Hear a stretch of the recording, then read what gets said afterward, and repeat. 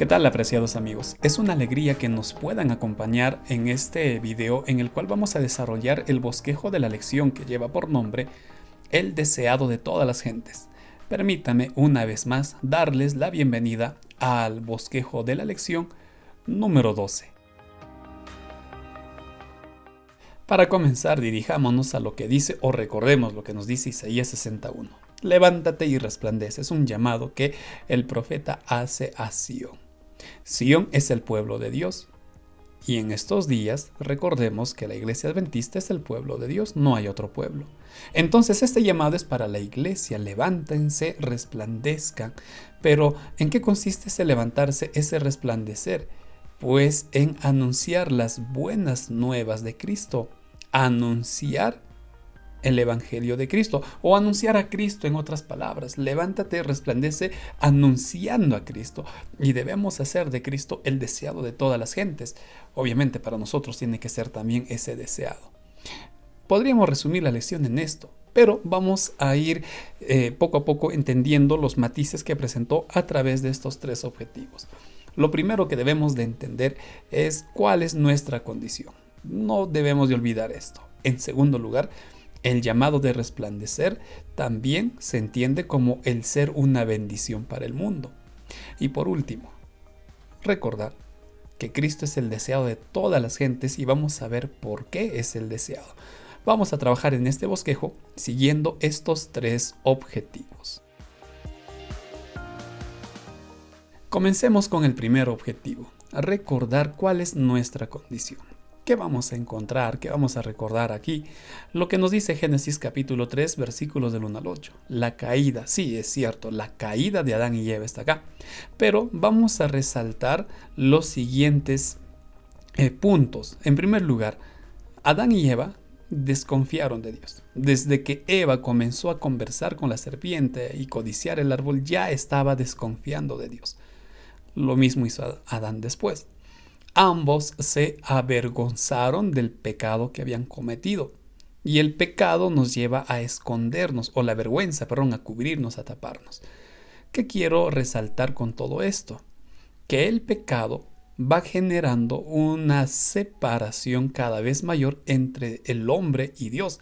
Al desconfiar, obviamente hay separación. Al comer del fruto prohibido se consume el pecado y la separación es mayor. Se avergüenzan y se esconden, es decir, ahora huyen de la presencia de Dios. El pecado te va a separar de Dios. Recuerda eso. El pecado, y muchos incluso dicen que ya el separarse de Dios es pecado, y la lección decía: pecar simplemente es darle la espalda a Dios. No solo es transgredir la ley, también implica el estar separado de Dios. Por eso es que resaltamos ello, que al vivir en un mundo pecaminoso y tener una naturaleza pecaminosa, prácticamente pues tenemos ese peligro de estar constantemente separándonos de Dios. Y Romanos 8:5 añade al decir que todos hemos pecado, porque desde Adán y Eva el pecado nos pasó a todos. Ojo, no es lo mismo decir que nacemos con pecado, pero sí nacemos con inclinación a pecar. Esto es lo que reconoce el profeta Isaías en el capítulo 59, cuando él dice: por nuestras iniquidades, por nuestros pecados que están delante, Dios no responde a nuestras oraciones porque estamos separados de Él. Bueno, acá hay un amplio tema que también podemos desglosar, pero entendamos. Nuestra condición es pecaminosa, sí, pero al estar en pecado estamos separados de Dios. Y por eso el Señor no va a responder, porque al mismo tiempo, si lo hace, pues nos estaría mal educando. Entonces, esa es nuestra condición. Ahora, conocemos muy bien que Dios nos ama, es misericordioso y todo ello. Cuidado con este error. En el libro de Romanos, el apóstol Pablo advierte contra este pensamiento. Creer que soy buena persona es suficiente para justificarme ante el Señor Jesús. Y a veces me baso en mis acciones. Soy servicial, practico los ayunos, soy educado, sigo el régimen alimenticio, en consecuencia soy una buena persona. En fin, todo lo que está acá. Doy mi diezmo, soy líder, todo esto. Creemos que esto nos hace justos y merecedores de la gracia de Dios, de su justicia. Pero el apóstol Pablo en Romanos 3 nos dice, no, las cosas no son así. Obedeciendo la ley tú no te vas a justificar. ¿Y por qué? Porque, en primer lugar, somos pecadores. En segundo lugar, porque la ley no nos justifica. La ley nos muestra cuál es nuestro pecado. El rol de la ley nunca fue justificar al hombre, sino mostrar cuál es el pecado. En consecuencia, si yo no me puedo justificar por mis obras, necesito que alguien me salve. Ahora, a todo este conjunto hay que sumarle lo que dice Isaías 64:5, que nuestras obras son como trapos de inmundicia ante los ojos de Dios. Entonces, ante Dios, mis acciones no sirven para justificarme. Ahora, ojo, estoy diciendo que mis acciones, mis obras, no sirven para justificarme. No es lo mismo decir que estas no sirven. Mucha atención a ello. Mañana sábado vamos a profundizar en este concepto, pero mis acciones no me van a justificar ante Dios. ¿Qué necesito entonces? Hacer caso a lo que nos dice Jeremías 31:34. Recibir el perdón de Dios como un regalo, porque Él te lo ofrece gratuitamente. Y para que tú recibas el perdón, no es necesario que tú saques, Señor, aquí están mis obras. No, no hagas eso.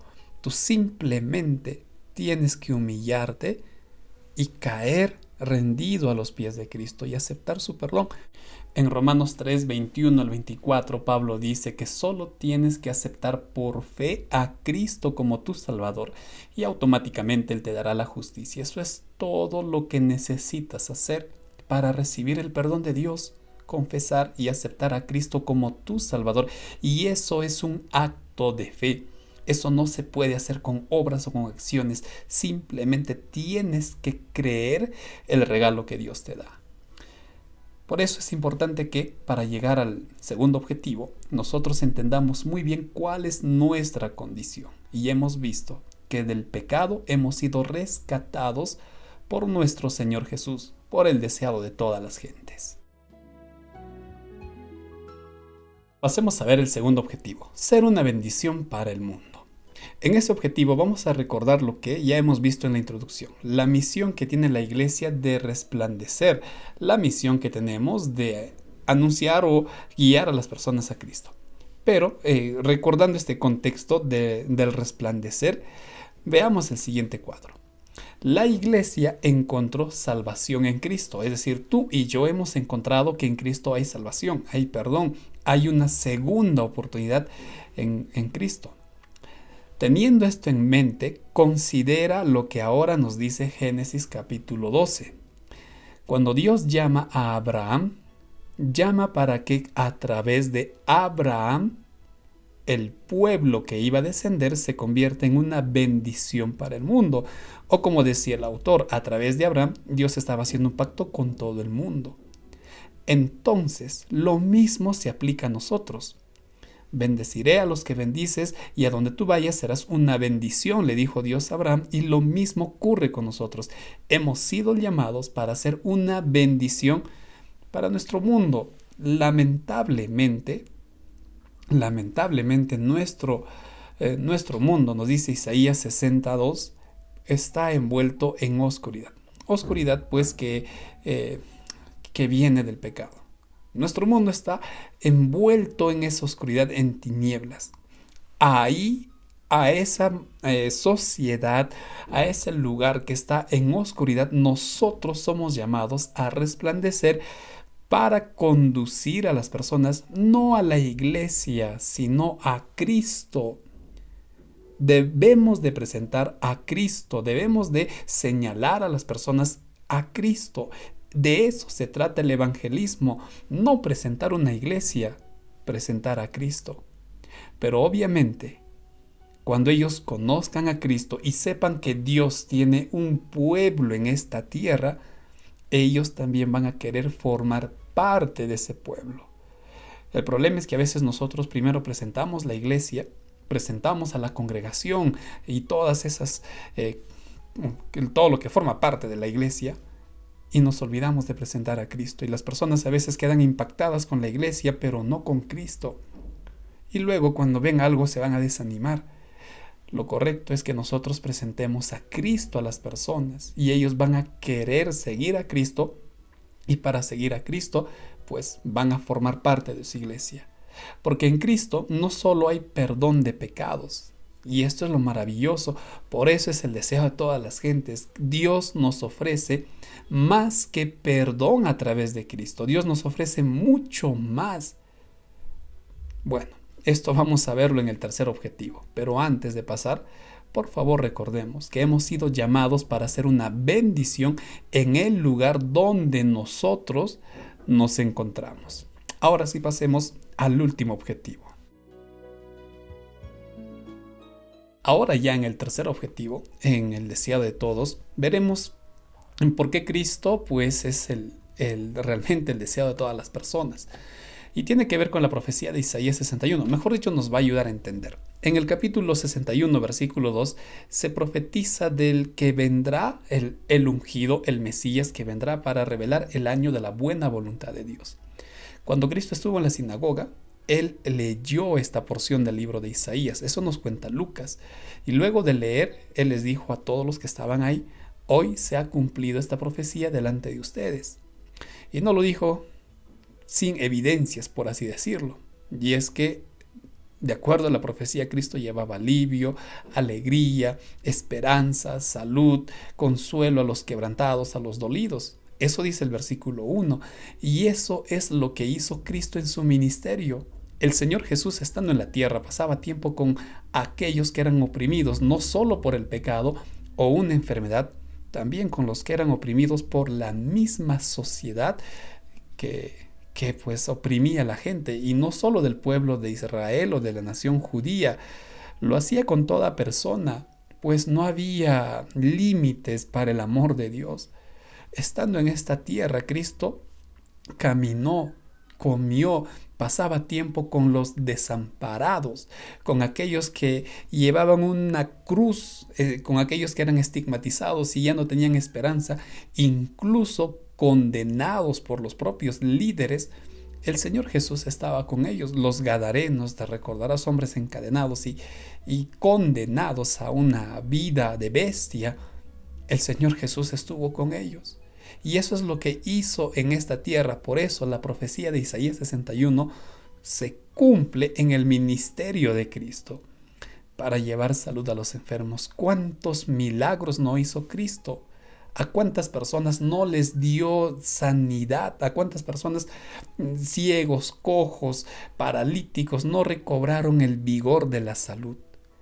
Cristo estaba cumpliendo, y por eso le dijo a toda esa gente: hoy ante ustedes se está cumpliendo esta profecía. Muchos aceptaron porque Cristo hablaba con autoridad, pero otros tanto quisieron apedrear a Cristo, quisieron destruirlo. Pero no solo se limita la obra de Cristo al satisfacer las necesidades físicas, las necesidades emocionales de las personas. No solo eso hacía. Cristo vino a dar libertad. El año de la buena voluntad era el año 50 de las festividades judías, y era un año de celebración, de jubileo. Era un año en el cual las personas, por así decirlo, eran restauradas. Y eso es lo que hizo Cristo. Cuando Él muere en la cruz, nos restaura del pecado. Cuando Cristo muere en la cruz, nos da la libertad y podemos volver a estar en relación con el cielo. Obviamente esa relación será plena cuando Él vuelva por segunda vez. Pero Cristo da libertad. Ya estudiamos en lecciones anteriores que pagó el precio de nuestro rescate y lo pagó con su sangre. Entonces, todo esto hizo Cristo, y eso es lo que nosotros deberíamos de hacer con las personas: ayudar a aliviar el sufrimiento, pero al mismo tiempo conducirlos a Cristo, porque realmente Cristo es quien puede satisfacer toda necesidad que tenemos. Así como lo hizo antes, Dios está dispuesto a hacerlo ahora, pero tenemos que buscarlo y tenemos que llevar a otras personas a los pies de Cristo. Por eso en el objetivo 2 decíamos: levántate y resplandece. Pero no acaba ahí.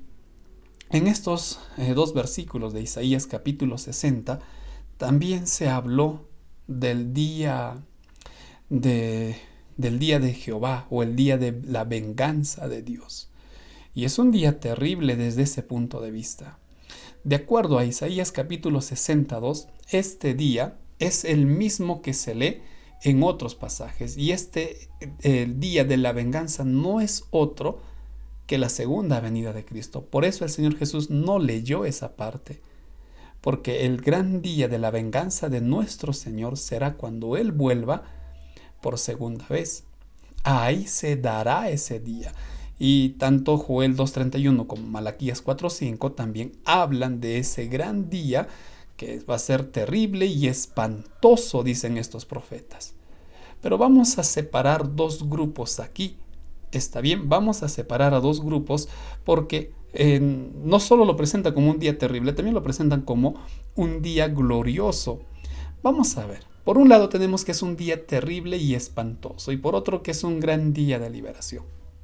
¿Por qué ocurre esa diferencia? Porque hay una connotación negativa. Lo negativo no viene de parte de Dios. Lo negativo está en la decisión que nosotros tomamos. Miren, será un día terrible y espantoso para quienes rechazaron la gracia y el perdón de Dios. Para ellos será un día terrible y espantoso. Por eso Cristo dijo, va a llegar un momento cuando van a decir a los montes, cúbranos. Van a querer huir, esconderse de su presencia porque no van a poder soportar al Dios que viene. Para ellos entonces será un día terrible.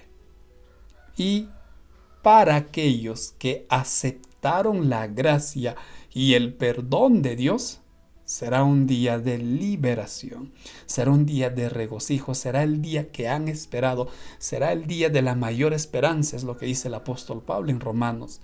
Entonces tenemos estos dos grupos.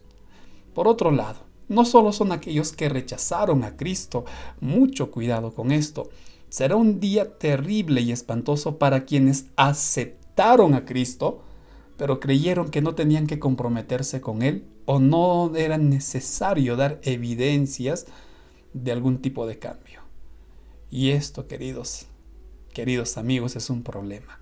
Por eso se enfatizaba que, si bien es cierto, yo no me voy a justificar por mis obras, pero cuando yo acepto a Cristo y me comprometo con Cristo, en consecuencia voy a evidenciar frutos de que estoy con Cristo y esas son las obras de la fe.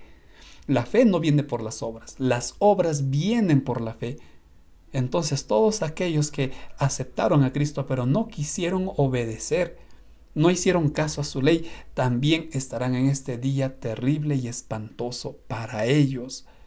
Pero para quienes se comprometieron y sirvieron a Dios, obedecieron su palabra, obedecieron su ley, será el gran día de liberación. Será un día de regocijo, será un día de júbilo, de jubileo. Por eso hablábamos bastante de la liberación y la restauración. Qué triste será para este grupo, porque su condena es muy triste, es terrible la condena, la perdición eterna. Se perderán para siempre. No van a ser atormentados, ¿no? Esa idea no es bíblica. No van a ser atormentados por siempre. Pero sí se van a perder por toda la eternidad. Mientras que el otro grupo recibirá un gran galardón, la vida eterna. Miren, queridos amigos, yo te hago una pregunta para cerrar esta parte del deseo de todas las gentes. ¿Dónde quieres estar tú? ¿En cuál de los dos grupos? ¿En dónde quieres estar? Yo creo que en el grupo que recibe a Dios y espera ese día. Pero para ello tú tienes que hacer de Cristo el deseado de tu vida. Tú tienes que hacer de Cristo no solo el deseado para ti, el deseado de todas las personas que están cerca a ti. Tú tienes que presentar, tú tienes que comprometerte, porque hay mucho trabajo que hacer. Y ahí tu galardón y tu recompensa será muy, muy grande. A manera de resumen, vamos a responder a estas 3 preguntas. Cada pregunta se relaciona con uno de los objetivos.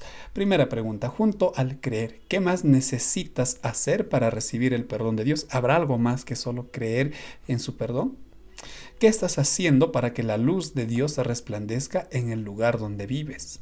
Y por último, ¿cómo te estás preparando para el gran día de nuestro Señor? Finalmente, te animo a que tomes esta decisión. Tienes que comprometerte con Dios. Eso es vital. Tú tienes que comprometerte con Él. Con todo lo que sabemos y hemos recibido de Dios, no podemos quedarnos sin actuar. Pídele a Dios que te ayude. Pídele que te ayude a encontrar un campo o una área donde Él te permita servirle. Pero pide y sirve a Dios y sirve a los demás. Y estudiemos la siguiente y última lección de este trimestre, que titula Un nuevo nacimiento del planeta Tierra. De esta manera vamos a finalizar este nuevo bosquejo. Muchas gracias por ver este video. Que el Señor te bendiga. Hasta la próxima semana.